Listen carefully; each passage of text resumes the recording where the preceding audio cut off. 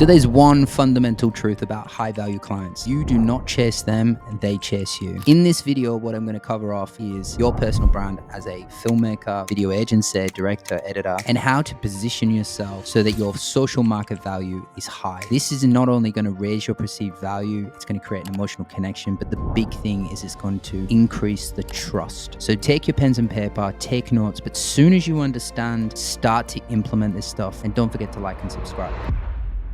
So in this video, what we're going to talk about is building high status as a filmmaker, okay? The first thing that I want to sort of talk about is the foundation of lead gen. Now, we're currently at the moment doing what we call an appointment engine, and your personal brand is almost as fuel for your leads. There's a bunch of other things that we need to look at and do in terms of positioning and, making sure that the flow of the leads come through. However, getting this right is fundamental across the board for how people treat you, respect you, pay you, and everything else in between. So the foundation of your lead gen success is efficient and effective team, diversifying your lead gen source, effective nurture and follow-up, and strong personal brand. Now we are doing, obviously, this is the other stuff we're doing inside the 500K Brand Story Creator, but today I'm going to share with you a glimpse of strong personal brand because I feel like for my YouTube audience, this is really going to help. So the first thing is like, let's talk about clout. Clout with a C, which a lot of hip hop artists talk about. In England, it means to slap someone. The clout really is just high status and influence and persuasion. It's perceived value, it's branding, it's social market value. You can call it what you want, but it's about walking into the room and people knowing that you are doing something. Now, the symptoms of not having low status, and if you are dealing with this is why this video is really important for you to watch, but not just to take notes. As I said in the beginning, you need to be able to implement this stuff. The clients consistently reschedule with sales calls. You have endless revisions. This is a big one. Low trust.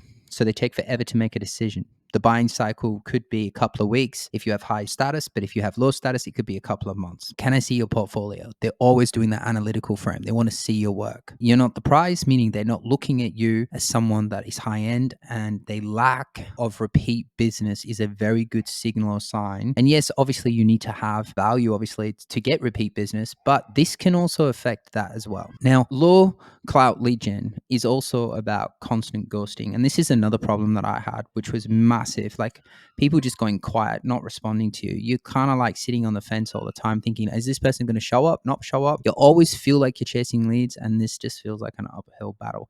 If you have any of these symptoms, definitely you are going to have low status in the marketplace. Okay, so you want to raise this. So the first thing I want to say is that we sell pixels, waveforms, and we sell feelings and emotion. We sell the intangible, okay, which means it holds no real intrinsic value. It's just literally invisibility, really. Like a lot of it is illusion. We sell video. So all our value is purely perceived, right? And let me give you an example of this. If you were thirsty or you hadn't drunk, like how much would you be willing to pay for a bottle of water? If you went to a supermarket and it's in the abundance, how much would you pay? The next question is if you were at a football game, how much would you pay? But if you'd been in the desert for a couple of days and you hadn't drank anything, how much would you pay? So it's what you wrap around yourself that is around you that's going to raise your perceived value. Okay. And my first experience with perceived value or clout, so to speak, was me speaking on stage. I had some time over, and this wasn't a sort of paid photo. Like I literally went over to New York and went to Vitaminia with a client, and I also was backstage with him. And extremely, he's a really good guy. He's someone that I look up to and I'm very inspired by. And I also was on TV.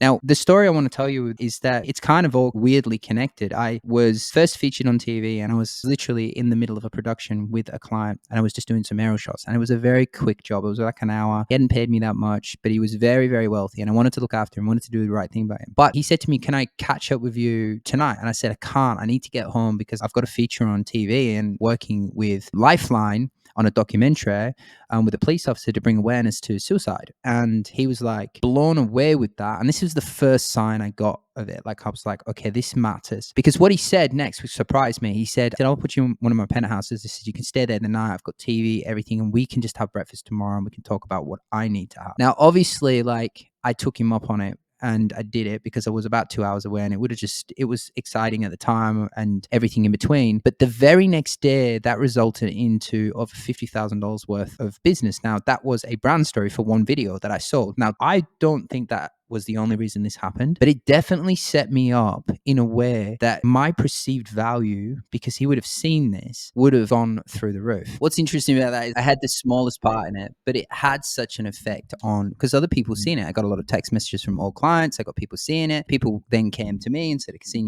you on the news, etc., because it was quite a big deal. And so if we look at it like this, even if we just go as far as this, and I'm not saying that you have to be on TV or you have to be at this major speaking event or you have to do these like extraordinary things. Let's just look at it from two pens. Let's say they're both valued the same. Let's say they're used pens, okay? What really separates them other than the features, like the color and everything else? Like, how do you wrap value around one versus the other? Well, what if I said to you that Steven Spielberg used this pen to write Jurassic Park and the other one was just like, we don't know where it was used, but this one was definitely used by Steven Spielberg to write Jurassic Park. It instantly, because there's a story attached to it, there's perceived value and energy wrapped around it. And that's what I want to start to talk to you about. How can you start to position yourself in a high status way? So the benefits of obviously being a high status filmmaker or raising the status of your profile is that it increases client retention. And this is my experience. And obviously we work with a lot of filmmakers in the 500K brand story creator. And we see once they start doing this, that a lot of things just start happening for them. And this is one of them. The other thing is you get an increase in referrals, because like the science of referring somebody was always, I think I learned this from like I Love Marketing podcast. It said, if you can make people look good to refer you, they're not really referring you for you. And filmmakers have the perfect opportunity for this because they're referring you to make them look good versus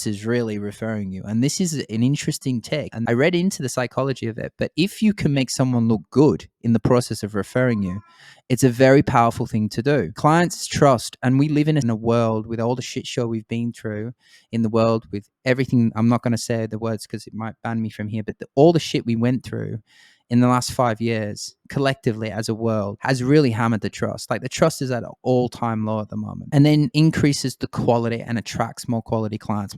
More quality brands will notice you, will want to be standing side by side with you, and will be proud and house proud again from the same psychological reason why people refer.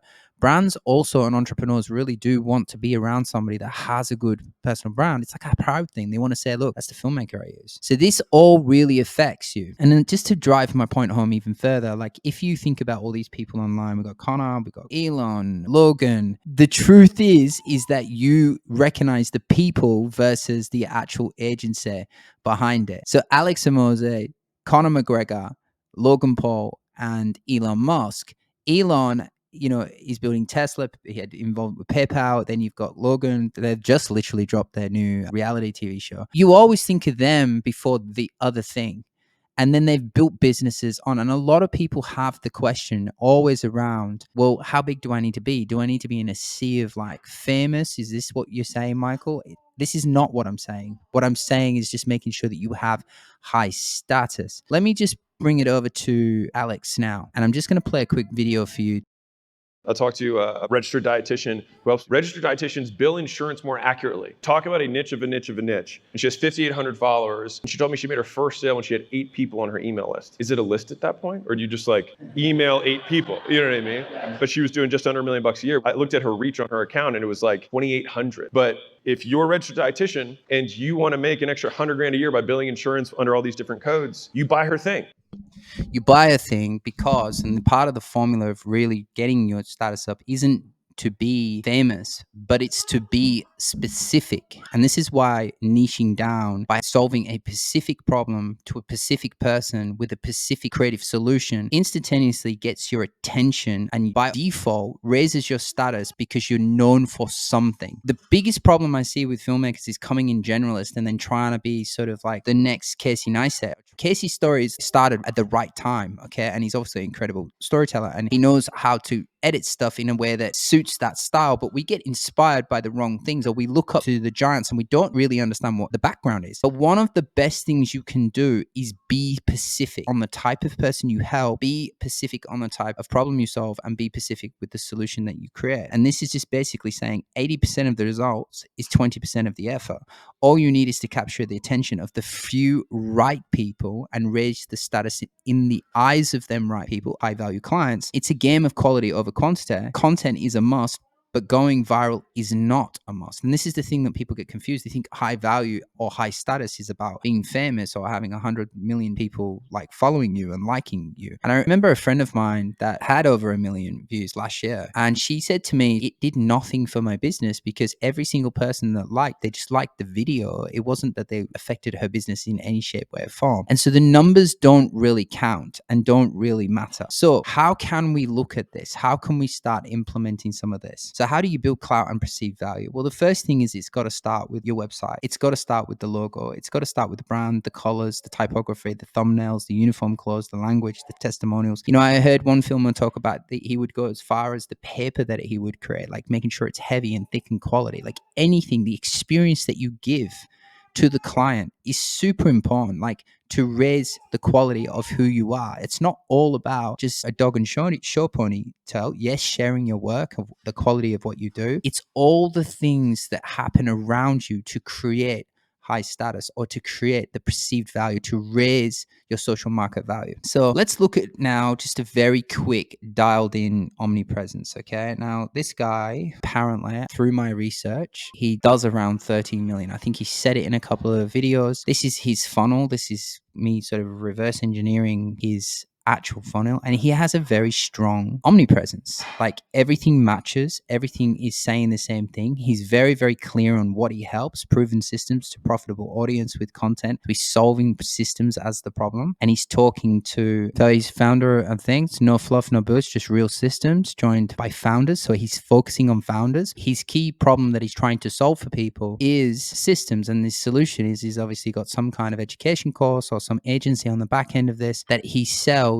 implementation for them so that he can help them with their systems. And if you go through this, and if you are a part of the Growth Academy filmmaker group that we have, I'll give you access to this document so you can have it. Just join the growth. There'll be a link below, so just link onto that and I will give you this document. But this is an example, and you can go through and actually study that everything is congruent, uniformed, and everything in between. So for your omnipresence to build your perceived value, you need to answer the 3 S's. And this is what I was just talking about. You need to be solving a specific problem for a specific person through a specific solution or creative solution. Okay. The omnipresence pre-check, which you need, is high quality headshots. And this just goes without saying, you're a photographer or filmmaker, you would have cameras. I mean, even with the Komodo, you can literally take shots, like just take an image, like even on the iPhone, get a head quality shot. Branded profile banners, just make sure that you're, again, demonstrating either the specific person you're going after or the thing that you're solving for a specific person in the profile banners. Make sure that you have a clout offer statement. Make sure you have social proof organized,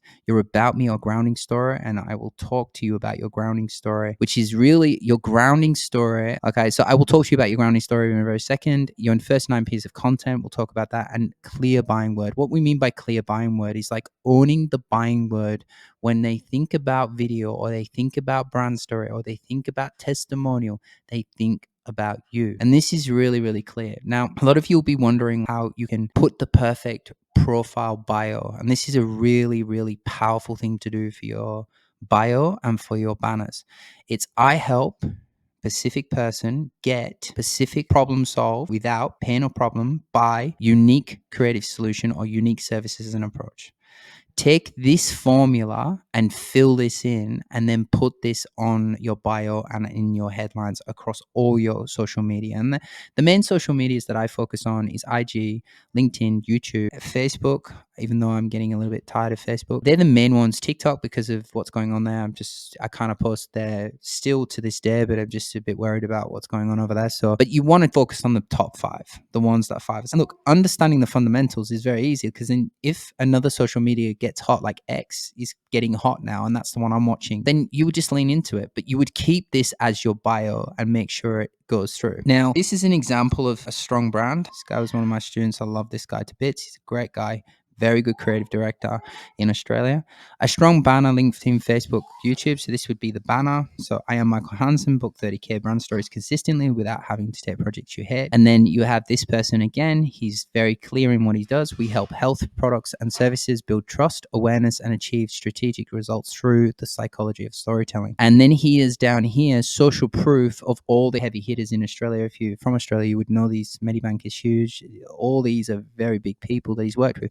That again increases the status of it by demonstrating this. Do you know how many people, like I was speaking to a filmmaker, I think he'd worked with Bill Gates. He didn't even have a website and he'd done a lot of work with Bill. And yet he's putting nothing out there to demonstrate that he's working with arguably one of the richest people in the world, like the top 5% of richest people in the world. If you have worked with people, you can crawl on the back of that person and just kind of raise yourself up to say, well, this person trusts me, then why won't you trust me? Because trust is a major reason why we do personal brand. So you would collect all your high status clients and make sure it's very visible on the banner, make sure it's the first thing they see on your website so they can feel that trust. The other thing that will raise your status is any kind of awards. If you've won any achievement accolades, anything that says you are good at what you do or a master, then you want to be able to do it. And then anything that you've been endorsed with, like TechEd. Like I was speaking and this event was for Lifeline, but we were in Parliament House. We had the police minister in there. These were very powerful people in the room and I'm speaking in front of them. And so that instantly, by just packaging that and capturing that and making sure that my audience and my new prospects could see that,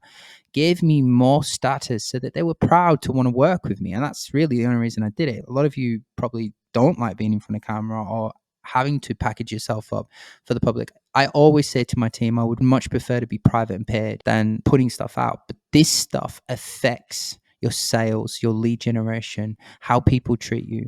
And it's sad. It's sad, really, when I think about it. But it's also can be done through purpose. And this is the other thing. It's like putting out content that is designed to give people insights and help and creating value. That also can, for me, when I got through that fear of putting content out, it was because I just didn't like making everything about me. But what I did is I realized, and it was a mentor that told me that the more you do it, the more people you can see. It's an ultimate leverage media. You can actually draw high people in and all over the world they could see, and you never know who's going to see. So it's very much an ROI. It's a very powerful thing to do. For omnipresence, to build your perceived value, you need the 3 S's, the grounding story. And this is really powerful. Grounding story is about you as a filmmaker connecting something that happened to you in the past that led you to where you are. The reason why I love the grounding story is because the grounding story removes all the selling stigma. It says to the customer or to people that are watching you that you're really in it for the art or for the work. An example of that, when I first got in, sort of started playing around with the grounding stories, even with my clients, I used to help them do grounding stories. I used to ask them why they did what they did. And I was at a mortgage broking firm and literally this guy was like, because we're the best, because we're going to get this done, because we're going to get through that. I'm like, dude, why though? Why do you do what you do? You personally, can I get some personal why you do it? And his brother was the owner as well. And he came flying in and he said, I can tell you exactly why we do it. And he like kind of slapped him around the head and said, stop it, man. You know exactly why we do this.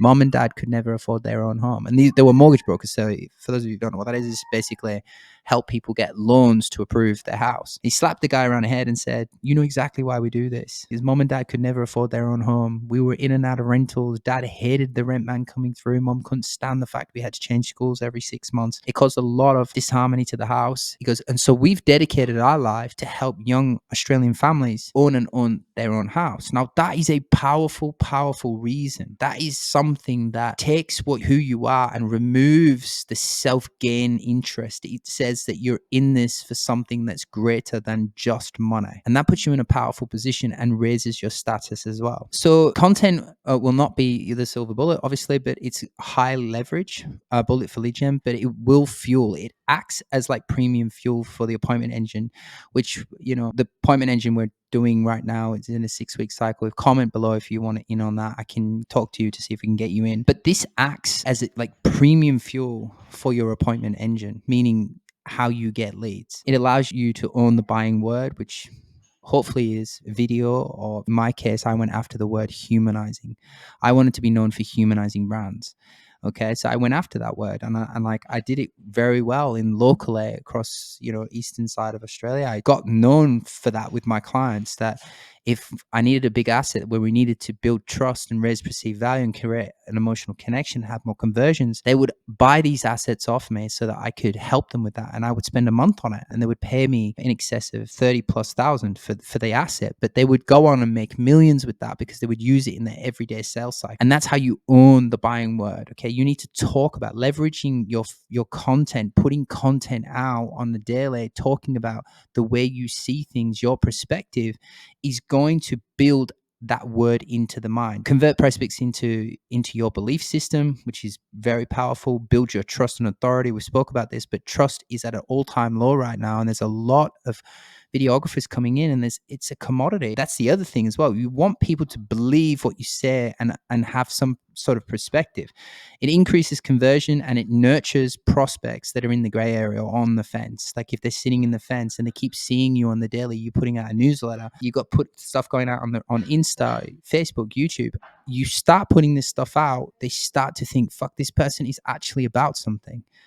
And so this is what it does for you. It's very powerful. It like acts as this nurturing. It's just constantly selling and you're being at top of mind. So you want to create sort of 9 posts, I would say, like as a sort of setup for things like IG, anything you can pin. You know, this is a fairly good foundation. So the first one is, who are you? The next one is, what is your key services and what do you do? What is your unique solution? And then your grounding story. These are the 3 key pieces that you want sprinkled all over your omnipresence, including your website, including pinned posts at the top of your IG. I would just go, who are you? And then the grounding story of why this all began. And then a couple of testimonials would be powerful, and then some frequently asked questions. This is a really good way to just get started. I'm going to give you this document, but these are some really good omnipresences that we love and like. And these guys have done a phenomenal job with their thing. I mean, everything can always be improved, but these guys I look at and I'm like, yeah, they know what they're doing and they've listened to me in a big way, and they've obviously then taken that and then added their own flair to things and done it their own way, and it just, you can feel their essence. And so for those of you that want to get these links, just comment below and I'll give it to you. You will need to join the school, it's free, and give you this actual document. So this is also, I'm going to give you a checklist, which is just basically, you know, niche specific wording, clear call to action, contact details, which is super important. Not a lot of you do this. Social proof is probably one of the biggest things that you need, and that's testimonials. If you can at any point show like how you've helped other people with a specific problem, with a specific creative solution, you have no idea what that's going to do for you, because trust is the biggest reason why clients stall or they slow down in their buying cycle, is that they just don't trust. So you need an offer and methodology, and I'm probably going to do a video on methodology because I think there's a big science in that. I just created an asset called CAA, Cinematic Acquisition Asset, which is a mechanism that we're working on clout. I'm going to write about it on IG. So if you're on IG, follow me on IG. The link should be down below so you can pick up how to do that. And I'm going to probably do a workshop on this. Portfolio is obviously good. And then your grounding story is very powerful. And look, I've gone through the website and I'm going to give you all these checklists of where you can actually go through these things and start setting up these 2 at least. IG and LinkedIn are probably the most powerful things that you need. And that's it. This is it. I hope I've inspired you or given you some direction around the value of what it is and how it can help you. But I can tell you now, like, in terms of repeat business, attracting talent to you as well by having a strong personal brand, that's a big deal. Like, a lot of us are trying to find that editor that is just as good as us or better. And this very exercise that I went through, this is what it does. It attracts top talent. It attracts the top clients and it keeps them coming back. There's no end to the opening of doors in terms of, if you can travel, it will take you around the world by just focusing on your personal brand. A lot of videographers and creative people in this space are just so entrenched in the work and hiding behind the camera, yet they're sitting on so much social proof and worked with so many high value people that they just don't know how to package this stuff. So if you need help with this and you want help getting this packaging right and getting your brand right and getting it so that you do have high status, so that when you walk in the room, people know your name and you can really shine, and the people you're attracting top client, just comment down below or just go to IG and just DM me, and either myself or one of my producers will answer on behalf of me and we'll get you in to either speak to me or one of my producers. But I just want to say thank you for watching the video, and don't forget to like and subscribe. Again, it just encourages me to keep building these videos. The channel's very early.